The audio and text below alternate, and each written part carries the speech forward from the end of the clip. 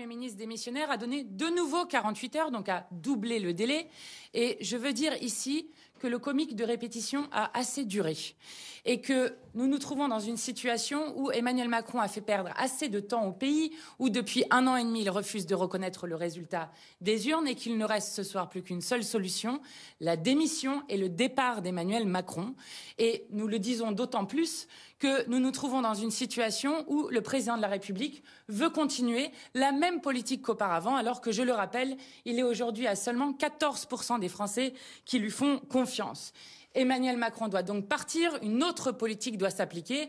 Et puisque le Premier ministre a indiqué ce soir qu'aucun sujet ne pouvait être tranché pendant 18 mois en attendant l'élection présidentielle de 2027, nous proposons, nous, comme solution, que le peuple français puisse décider de son avenir d'ores et déjà maintenant et qu'avec le départ d'Emmanuel Macron, il puisse y avoir une présidentielle anticipée qui permette d'arrêter de perdre du temps au pays. Le premier, donc Sébastien Lecornu a dit que le président de la République pouvait nommer un Premier ministre dans les 48 prochaines heures. Quel doit être le profil de ce Premier ministre? Vous avez entendu ce que je vous ai dit juste avant? Vous avez compris ce que je vous ai dit? Oula. Il faut bien qu'il y ait un Premier ministre. En tout cas, c'est ce qu'a dit pour l'instant Sébastien Lecornu. Nous proposons comme 73% des Français, comme d'ailleurs des anciens Premiers ministres d'Emmanuel Macron, comme le propose par exemple Édouard Philippe, comme le propose de plus en plus de monde dans le pays, qu'Emmanuel Macron parte. Il a fait assez de mal au pays et nous devons l'arrêter avant qu'il ne détruise complètement le pays. Je rappelle qu'Emmanuel Macron, c'est 1000 milliards de dettes. Je rappelle qu'Emmanuel Macron, c'est des usines qui sont fermées, des hôpitaux qui sont fermés, des écoles qui sont fermées et que maintenant, les Français disent qu'ils n'en peuvent plus. Donc il faut revenir aux urnes devant l'impasse qui a été créée par le président de la République lui-même. Et donc la solution qui s'offre au pays, c'est justement de faire en sorte de convoquer des élections présidentielles. Vous comprenez ce que je dis?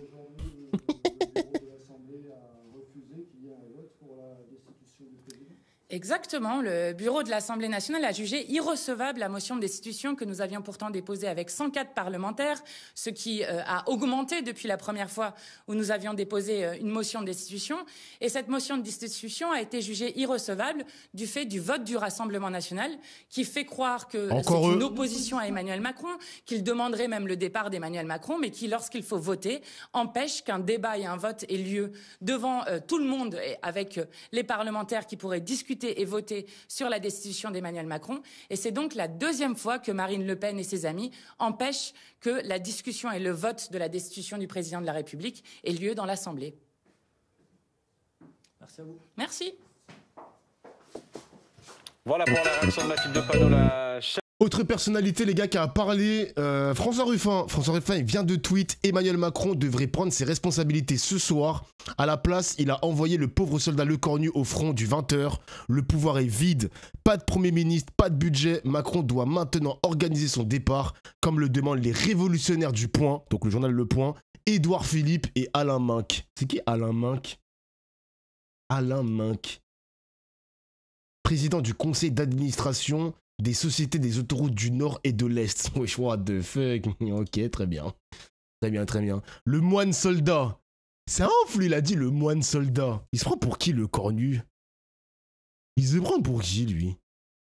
Alors, je vais juste écouter Sébastien Chenu. Ouais. Interrogé par Julie et moi-même, ainsi que par Neila, Marie Chantré et Guillaume Darec, qu'on accueille sur ce plateau. Sébastien Lecornu, pour faire les choses simples, Sébastien Lecornu dit ce soir, dans les 48 heures, on devrait avoir un Premier ministre, un nouveau gouvernement. Vous, ça ne vous intéresse pas? Parce que, vous dites, ce sera forcément censure. Censure automatique. C'est la lutte des places, c'est-à-dire qu'en fait, comment garder une place, s'y maintenir, trouver la solution pour que rien ne change. Enfin, tout ça est grotesque. L'interview totalement indigente du Premier ministre ce soir, qui ne dit rien d'autre que « on veut continuer ». À garder les mêmes places. Alors les acteurs peuvent changer un peu, mais en fait, surtout, pas de changement politique majeur. Tout ça est un espèce de grand flou. Un nouveau Premier ministre, ou M. Lecornu lui-même sera peut-être renommé. Mais encore une fois, 48 heures. Quel que soit le choix d'Emmanuel Macron, vous censurerez. Mais oui, parce qu'on veut revenir vers quelque chose qui, en démocratie, est ce qu'il y a de plus sain et de plus simple, des élections pour demander aux Français de trancher et de donner une majorité. Vous l'avez à nouveau entendu là ce soir, Sébastien Lecornu. Déjà, il dit c'est pas le temps de changer de président, donc la démission, il referme la porte.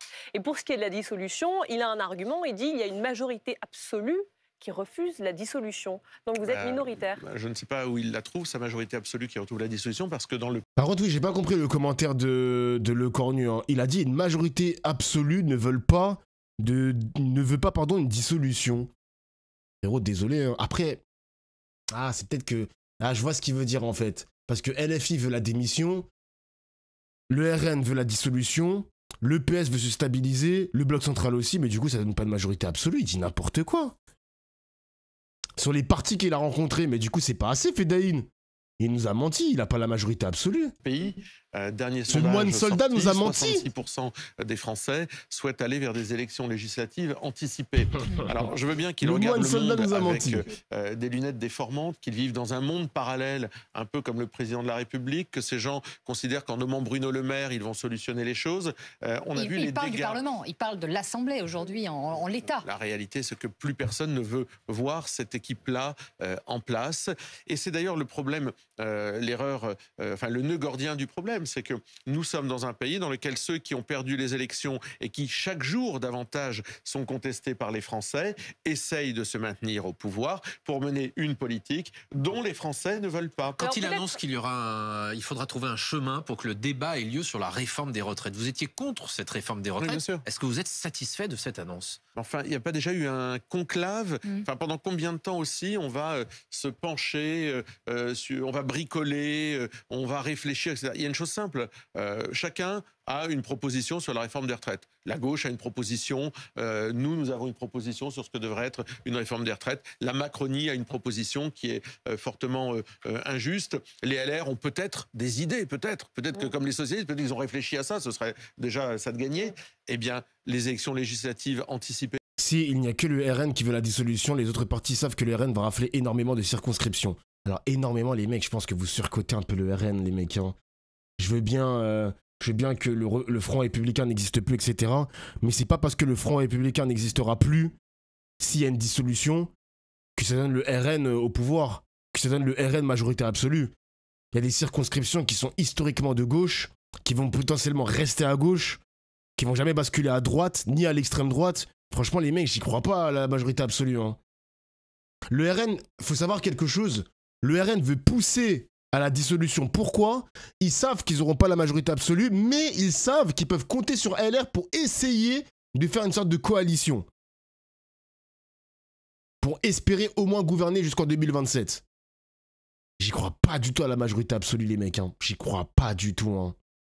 Permettront à chaque parti politique, chaque candidat de présenter sa proposition. Vous ne participeriez pas à un débat qui serait ouvert demain sur la réforme des retraites? Nous, on participe à tous les débats, on a toujours fait ça, mais là, sincèrement, nous, on sait ce qu'on demande, on sait ce que les autres veulent. Oui, là, c'est visiblement antagoniste. Notre demande est antagoniste. Vous minimisez un peu ce qui est en train de se passer ce soir. Pour la première fois, Sébastien Lecornu est en train de dire « J'ouvre le débat sur la réforme des retraites », qui est le pilier des années Macron, qui est l'héritage direct d'Emmanuel Macron. C'est pas clair, c'est fait pour gagner du temps. La chose claire à dire ce soir, c'était, écoutez, la réforme des retraites est un facteur bloquant.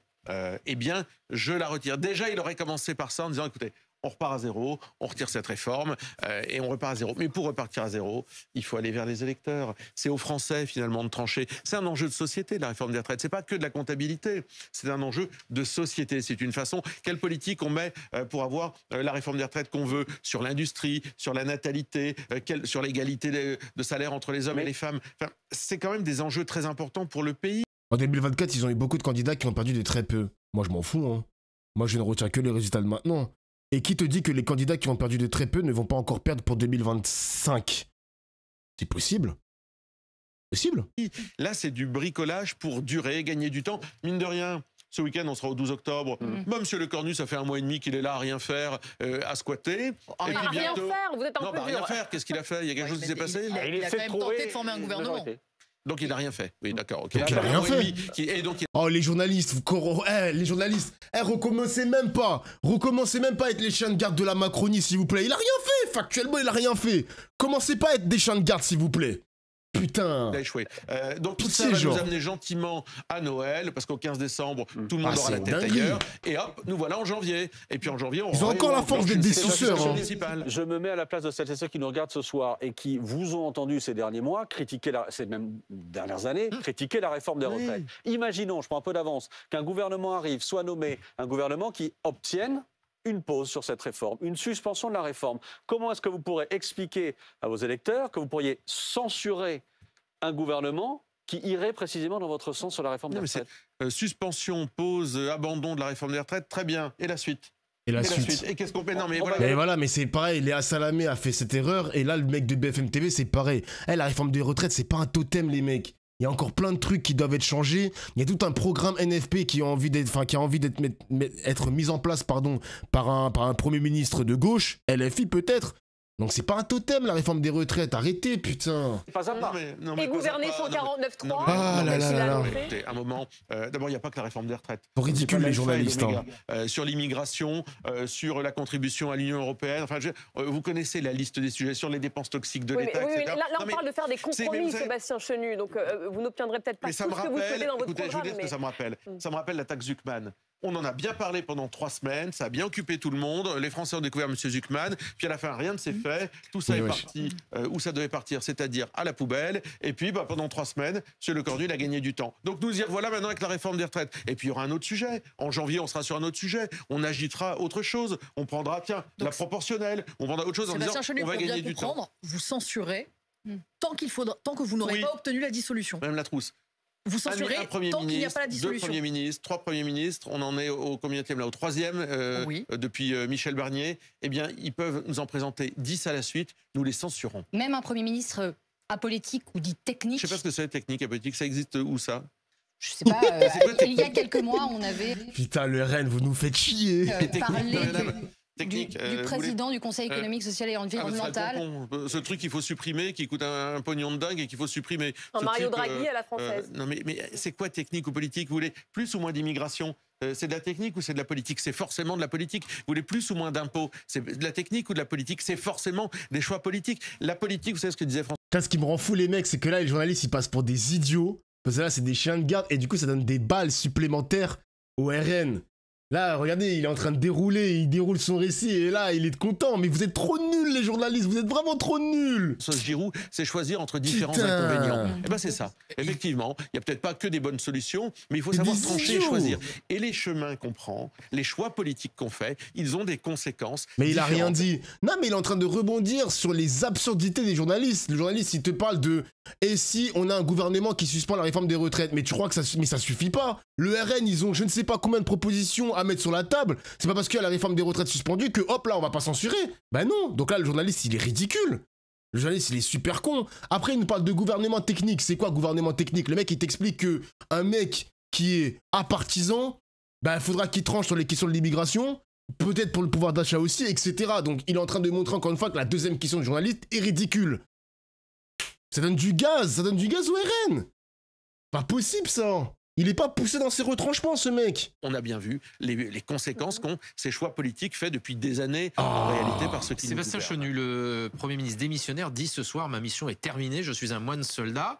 Après, ça relève de la fonction et du pouvoir du président de la République de choisir qui il souhaite. S'il renommait Sébastien Lecornu, comment vous accueillerez ça au Rassemblement national? Oui, bah c'est un sketch sans fin. Enfin, voilà, comment voulez-vous qu'on accueille ça? On le censurera. Renommer les mêmes personnes pour faire les mêmes politiques. Enfin, M. Lecornu, il y a un mois, il nous parlait de rupture.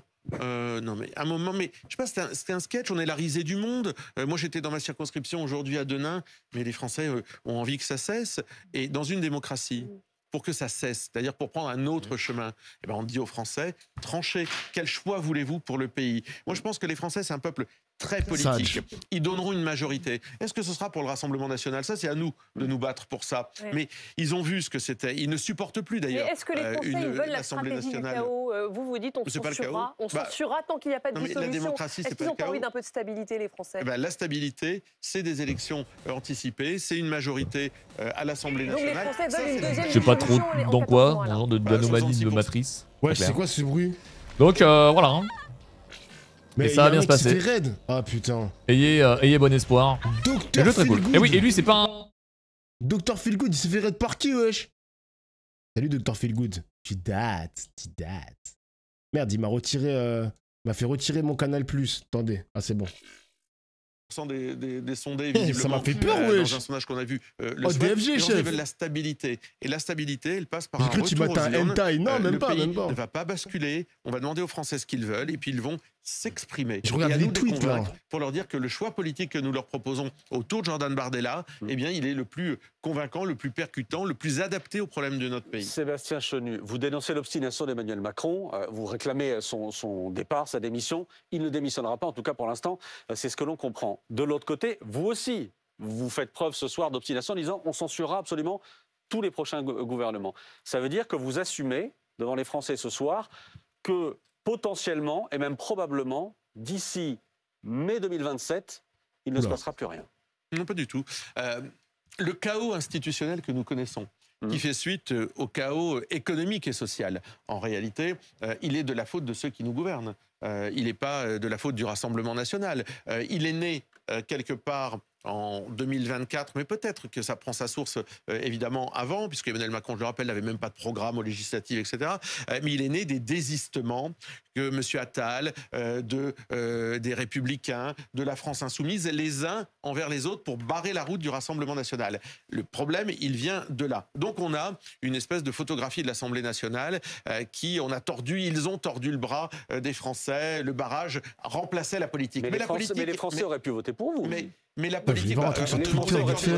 Monsieur Switek, quand des candidats se désistent, qu'ils ne sont plus au second tour d'une élection, ça veut donc dire qu'ils ont tordu le bras. On a l'impression que vous dites qu'ils ont mal voté, les Français. Non, on leur a tordu le bras. C'est une manœuvre politique. C'est pas illégal.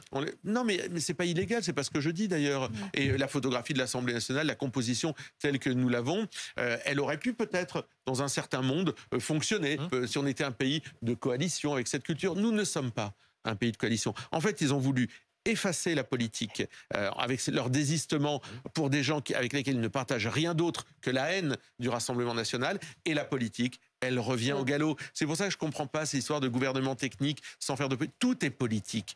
Tout est politique. Tout est politique. Peut-il y avoir, un Premier ministre de gauche? On va tout de suite aller retrouver Edgar Becquet. Vous êtes au... D'ailleurs, les gars, petite parenthèse vite fait.